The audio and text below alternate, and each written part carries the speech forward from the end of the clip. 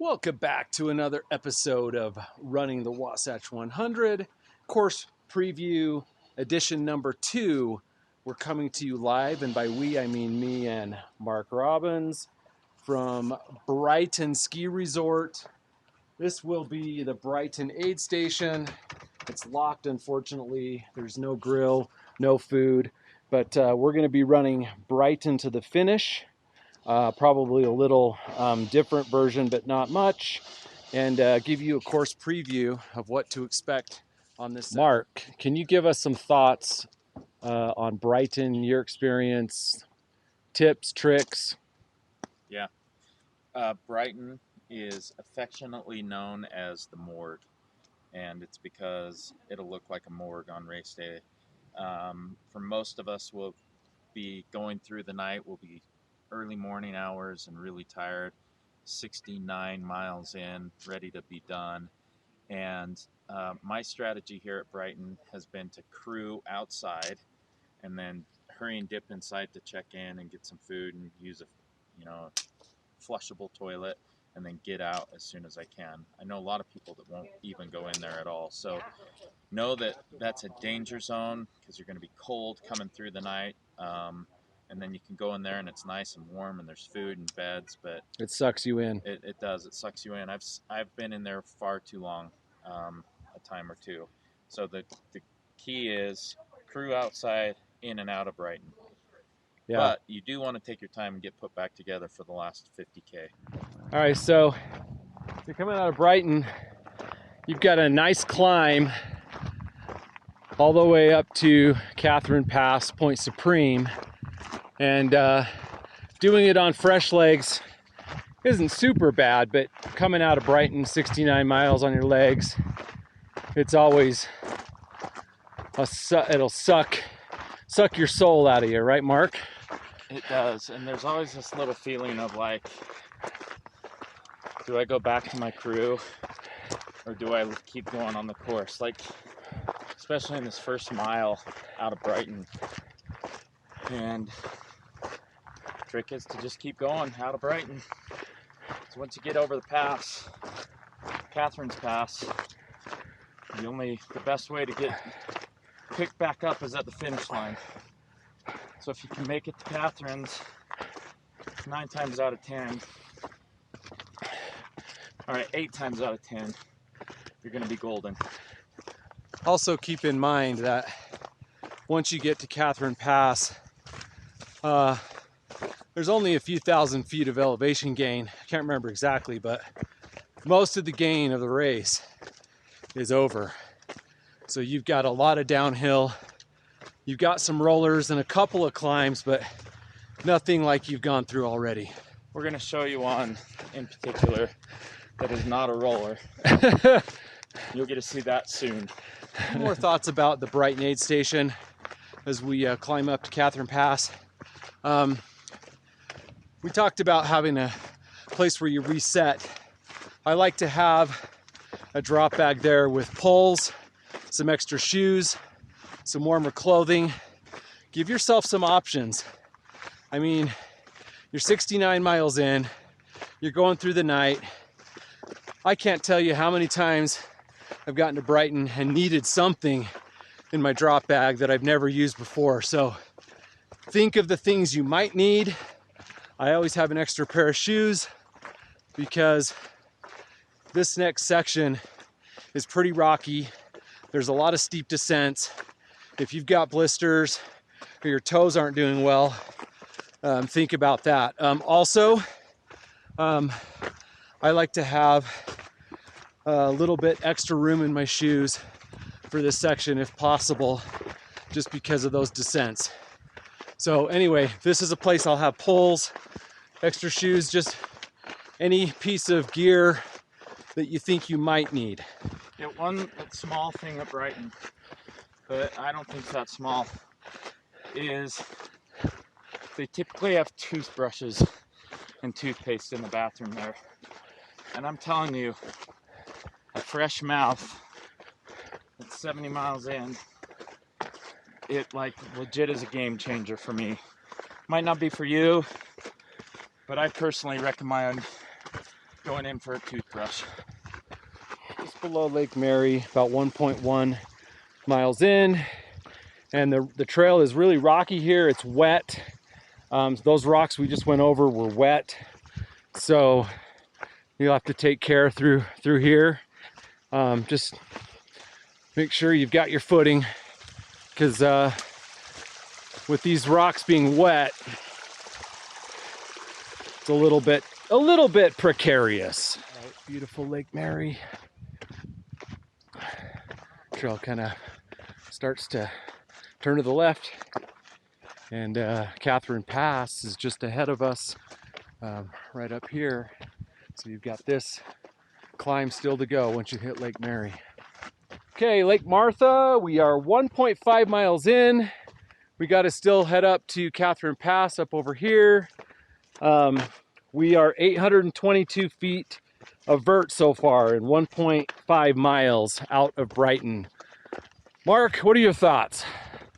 I think that you should go slow like me so you can see this at sunrise. It's like the prettiest part of the course.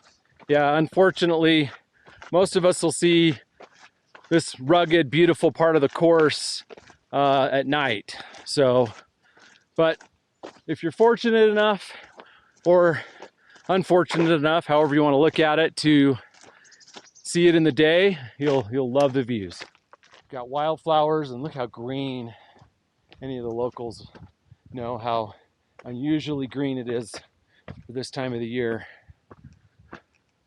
We are 1.98 miles, just under 2. We're 1,040 feet of vert from Brighton. About 2.5 in and about 1,300 feet of gain so far.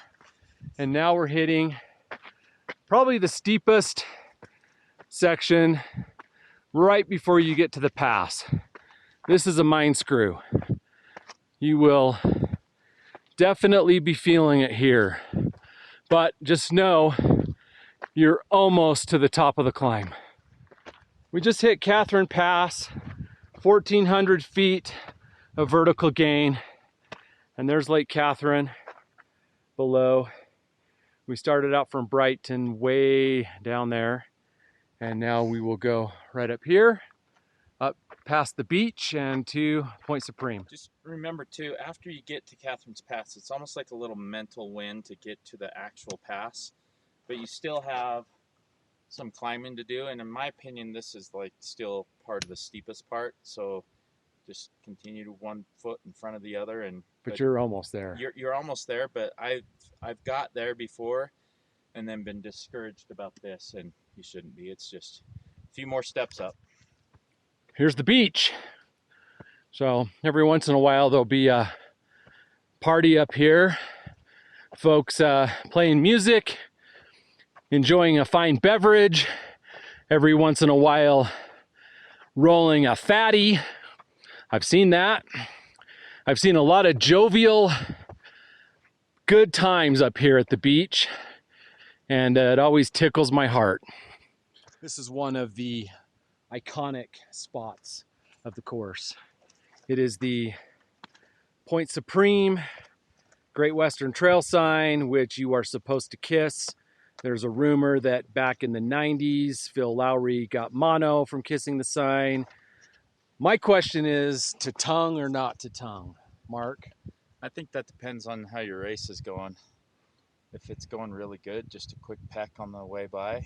Subtle brush. Subtle brush. And if you need a little extra get up and go, you make out with that damn thing. Oh, slivers. A few items. So we're at the highest point of the course. We have the most horrendous descent on the entire course coming up down to Knolls. I think it's worse than the dive and the plunge, which are still in front of us. I think it's worse because it's longer. Yeah. So we are going to go down to Knolls, where the aid station is, then up to the Grunt, up the Grunt, and then we'll eventually hit Pole Line Pass, and then out and around Mill Canyon Peak, where you will hit Rock Springs, and then on the other side, The valley down on that other side is Midway, Heber Valley, and you will have the dive, the plunge, the torture chamber, and all that good stuff on that other side. So I always keep poles in my Brighton bag. I'm thinking about this as well as some of the other descents. If my toes are hurting, I have blisters, or I'm really achy, I will consider taking poles just to take a little bit of pressure off. But anyway, some years I've used them, most I have not, but I like to have the option. So anyway, when you're running down this though, it's horrendous. Just a side note, Mark and I decided to do this run tonight in our dad's lawn mowing shoes.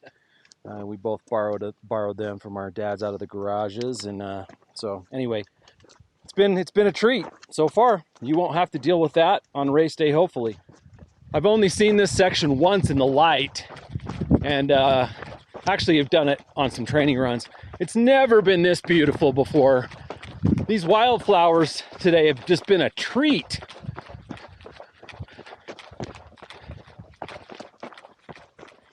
So far, we've had about a dozen of these, like just super rocky, ruddy, gross sections through here. It's been pretty nasty so far. Dude, this is freaking gross. Oh my god. Oh, dude. Oh. Dude, that's hurting my liver. For real, I just had to stop and pee. God. Because everything hurts. Pretty jarring descent. So we're almost to Aunt Knolls. Aunt Knolls is right down in here, and you can see the Grunt, the trail right there going up to the Grunt. So Basically drop all the way to the bottom, but then have to go straight up that hillside. yeah, you got to go straight up to there. Good perspective that it's a short climb, but robust. All right, so we're coming into Aunt Knolls, and right here it'll be lit up. Rumor has it they have amazing pancakes and sausage. So if you indulge, it's a great place to stop and get some food. But anyway, crew here will always take really good care of you. And now it's on to the Grunt. All right, just outside of the Aunt Knolls aid station is, in my opinion, maybe not the worst, but in the top 3 worst climbs in the race. And this is the Grunt, which is just really steep. Not super long, but where it sits in the race, it really is tough. And you'd think I wouldn't have to say this, but based on Wasatch lore, I've been told that you cannot and should not be short roped by your pacer on this section. Just throwing that out there. I know that shouldn't have to be said, but you never know. Mark, thoughts on the Grunt? As it gets really steep here. On our training run. Very. But you can see. I like to say humid. You can see from the floor there how quick you get up. It's super steep. Head down, keep moving. Just not a lot of switchbacks on this. Top of the Grunt.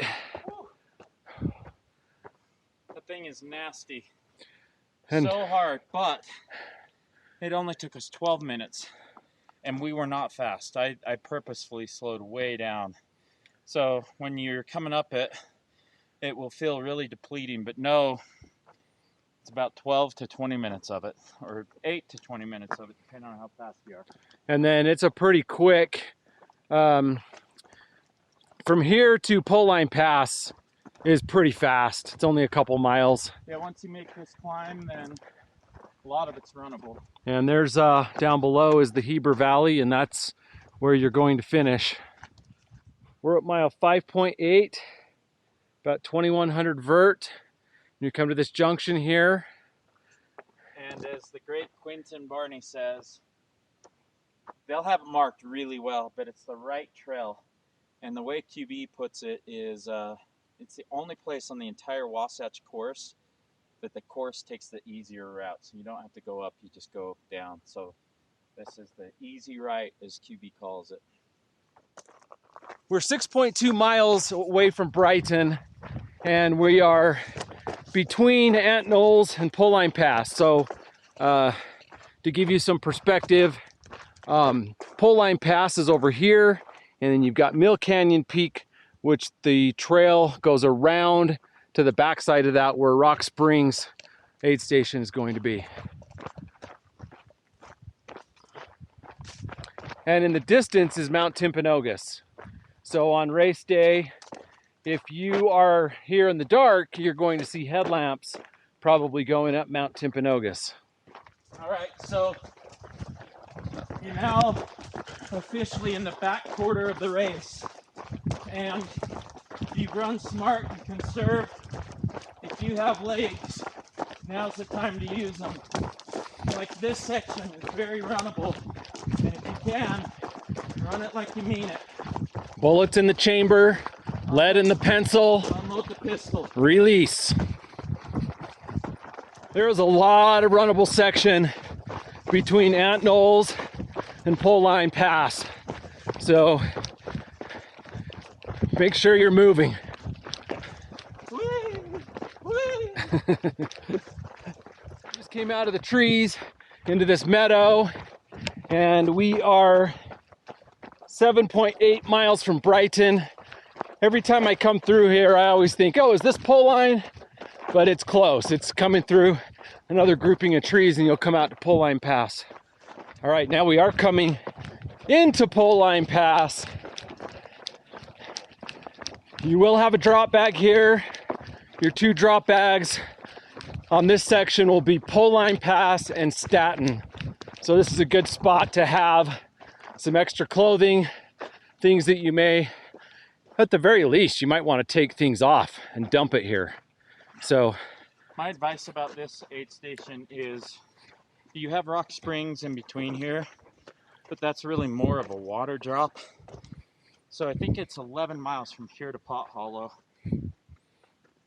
Aid here like you're going the full 11, even though you'll have a little water and maybe a chair at Rock Springs. They don't have a lot there. yeah, it's not much. Station, so that's a very good point. Also, don't sit down by the fire.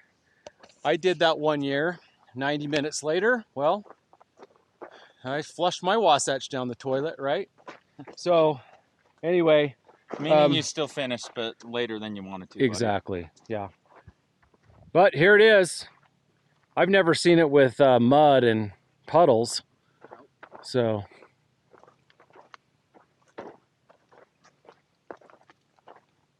Pack it up, pack it in. Let me begin. I came to win.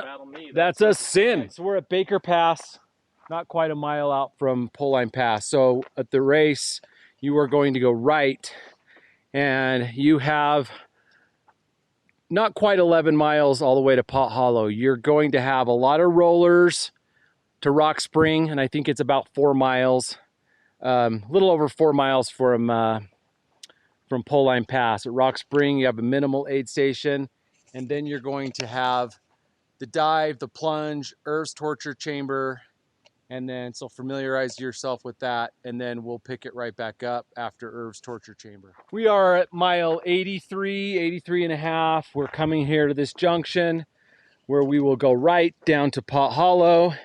So you just came off of the dive and the plunge, which is going to be a little bit of a challenge, and then Irv's torture chamber, which is basically multiple up and down rolling climbs that you have to complete till you get to this point right here. Anything you want to say about that area? Yeah, so I used to be the aid station captain at Pot Hollow for a couple years, and like I would say 80% of runners came in and said, you guys have your mileage wrong. That felt so much longer than it was.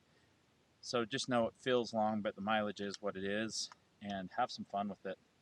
It's an awesome part of the course. And then this downhill, yeah, it's a beautiful part of the course. This downhill to Pot Hollow is also pretty gnarly. It's steep, it's rocky, and it's rutted, and then there's like a V section where it's just eroded, and you've got these bikers, dirt bikers that come through here, and it's a really garbage trail. So put your big boy or big girl panties on and embrace the suck. Embracing the garbage. Yeah, this is loose, loosey-goosey. It's loose, it's rocky, it's rutted, it's gnarly. It's just, you know, now that said, there have been years I've kind of run quick down this and just embraced it and ran. So once you get off this top part too, it's some of the best trail on the whole course. All right, Ruminant Spring. We're about a mile from Pot Hollow. If you're in a pinch, you can pull a little bit of water, but with this trickle, I wouldn't count on it on race day. yeah, that's a pretty inferior product coming out of there. All right, we are coming in almost to Pot Hollow, and we've got avalanche debris. This year in the Wasatch, we had a lot of major avalanche issues, and up in the canyons, the cottonwoods, there's just a lot of this avalanche debris. So somebody's come through here and cleared this, thankfully, but anyway, pretty cool. Coming into Pot Hollow, I want to ask the former Pot Hollow aid station captain, what advice are you going to give the runners coming to Pot Hollow? Well, welcome, first of all. Does that smell like weed? It smells a little hippie, a little skunky, a little hippie lettuce. Yeah, I would not spend a ton of time here. There's nothing here for you. The people that run this aid station now are phenomenal. Thank them, thank them, thank them. It is literally quicker for you to get to the finish line walking from here than it is waiting and getting a ride. So get your stuff, get down the road, and this is a special place. Look at what you just came off of up there, that peak, and now you're down here and you're gonna boop over this hill and be at the finish line. So coming out of Pot Hollow, you're gonna be on this double track road, and you're going to take a left-hand turn, and it's kind of not really a great trail, and I'm guessing it's overgrown this year, but it will be marked. So look out for that. So you'll be on this road for a little bit. Okay, we're about 3 minutes out of the aid station, and look what we have here. Oh no, oh no, oh no, no, no, no, no, no, no. Whoa, oh. That was close. That rock was wobbly and wet. So you'll have to deal with that in some manner with 85 miles on your legs. About a mile out from Pot Hollow, and come onto this dirt road here with this meadow. We will be taking a left through the meadow. I don't think it's a real trail. It's very, and this year it's gonna be overgrown for sure. But we need to get up there onto that trail, and it'll be marked on race day, but start looking for it and just look for the markings. It's a little bit overgrown, but you'll just cut through here. Ooh, it's a little wet. Wet and bushy. So we just saw a massive bull elk. Pretty cool. And so we crossed that meadow. Now we're up on this little shelf above the valley, and it's been really grassy. It's not terribly overgrown, but it's really grassy. And after we pop out of these trees, you'll be able to see, I think, where the Statton aid station sits, up on a little saddle up there, which I believe is at mile 89. So when you hit that, you got 11 miles of heaven and hell left. So there's the Heber Valley below. There's Deer Creek Reservoir. That's where you're going to run down to, and then be on the trail to the finish. So we just came down the road. We are at the top of the wall. Obviously it's dark now. We came But from the window. this is where you can pick up your last pacer. So there's a little parking lot right here, and over here you can start the little climb. It's actually pretty steep, but it's short to the top of Decker Canyon. And then at that point, going down Decker Canyon is pretty horrendous. The trail is not great, and it's bumpy. It's just not a super fun trail. Mark, your thoughts? One thought is that this is a pacer exchange only. It's not a cruise site. So I think by rule, you can't take aid. Maybe read up on that, I'm not sure. But yeah, coming down Decker is a little rough, but it's part of it. So this is where you're going to go up. You're going to go up this road. It's like I said, it's really steep, and get to the top of that, and then on your left will be where you go down Decker Canyon. So anyway, you'll come to the bottom of that and go through a couple cow pastures, and you'll be at the Decker aid station. And at that point, you're just under 6 miles to the finish. Around mile 95 of Wasatch, we have quite the cheering section here.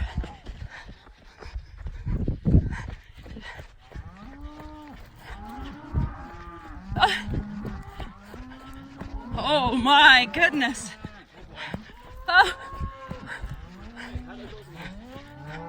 Oh, let's go around. Let's do it. I don't want to be trampled.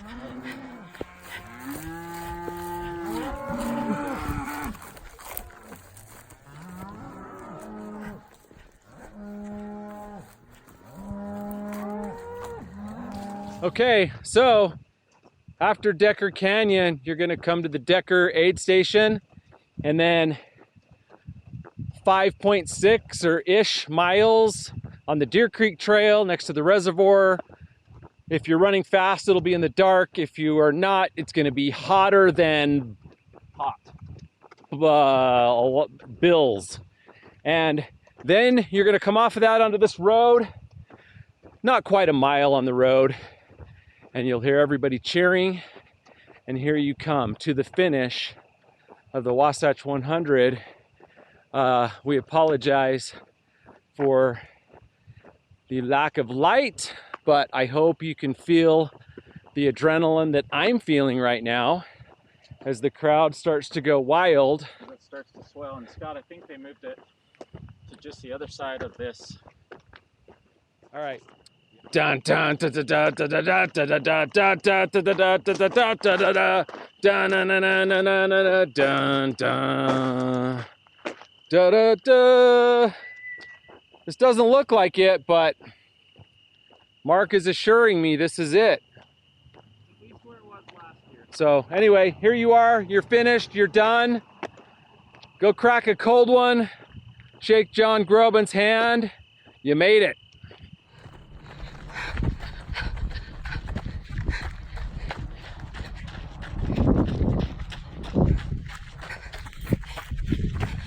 Mile 97-ish.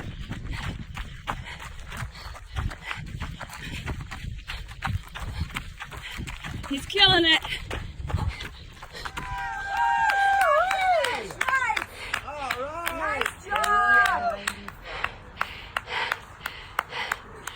Nice.